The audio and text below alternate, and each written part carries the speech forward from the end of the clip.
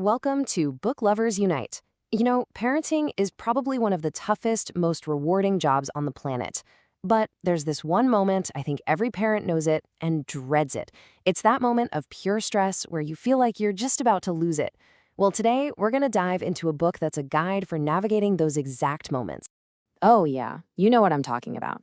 That feeling when you just snap. You're running late, maybe the kids are fighting, and suddenly you hear yourself yelling. And then comes that wave of guilt, right? It can feel absolutely crushing. If any of that sounds familiar, trust me, you are in the right place, because we're about to explore a book that offers a way out of that cycle. So the book we're talking about today is Raising Good Humans by Hunter Clarke-Fields. The full title is a mouthful, but it's basically a mindful guide to breaking that cycle of reactive parenting and raising kind, confident kids. It's all about finding a practical path out of that loop of yelling and guilt. So how does this book suggest we do this? Well, here's our roadmap for today. We're going to start with the book's core, kind of surprising idea. Then we'll get into the actual biology of why we lose it. After that, we'll talk about the most powerful tool the book offers. From there, we'll cover some new ways to talk so our kids will actually listen, and we'll touch on breaking those old family patterns.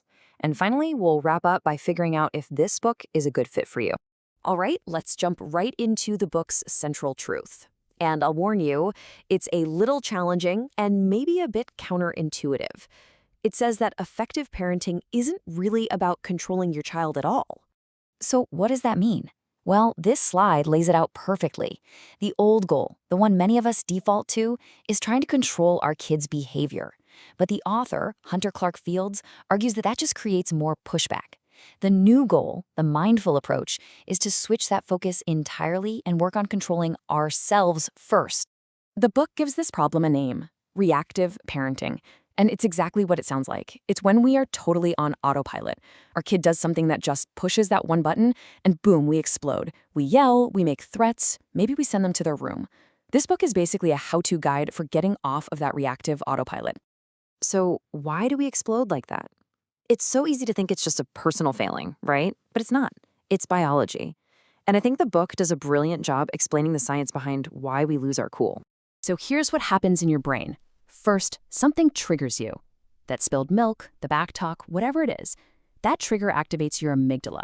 That's the alarm system in your brain, and it kicks off a fight-or-flight response.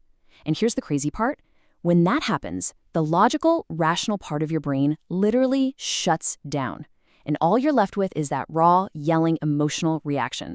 And this is really the heart of the issue. Our body is reacting like we're facing down a saber-toothed tiger. But the reality is, it's just a child who is probably having their own hard time and needs our help and guidance, not our primal fear response. Okay, so if the problem is this biological chain reaction, how on earth do we stop it? Well, the book offers one simple, incredibly powerful tool to do just that. And it's called the pause. This is so crucial. In that tiny little split second between the trigger and the yell, we actually have a choice. We can pause. Just imagine this. Your kid spills sticky juice all over the floor you just cleaned. Right before that yell comes out, you just stop.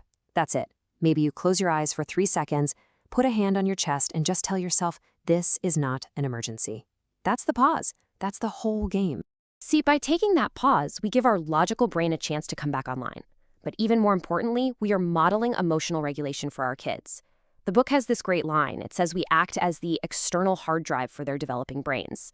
We're showing them, right in that moment, how to handle their own big feelings. Okay, so we've paused, we've used that internal tool to calm ourselves down. Now what? How do we actually talk to our kids in that moment? This is where the book shifts to our external communication, showing us how to move from conflict to connection. This right here is a perfect example of that shift. Our instinct might be to dismiss their feelings. You're fine, stop crying. But that just makes kids feel unheard. Instead, we can use what the book calls reflective listening to just validate their emotion. Saying something as simple as, wow, I can see you're really frustrated right now, can completely change the dynamic. It helps calm their nervous system and turns a fight into a conversation. Now, the book also goes a bit deeper, and this part can be really emotional. It's about looking at our own childhoods to consciously choose a different future for our kids. It's a simple statement, but it holds so much truth, doesn't it? A lot of our automatic reactions are just inherited. We might yell because we were yelled at, Or we might dismiss our kids' feelings because our own feelings were dismissed when we were little. The book encourages us to look at these patterns not with blame, but just with awareness. But here's the really hopeful message. Just because we were parented a certain way doesn't mean we are stuck repeating it. We know so much more now, right? We know about brain science and child development. We really do have the opportunity to evolve, to change the family story, and create a new, more peaceful legacy for our children.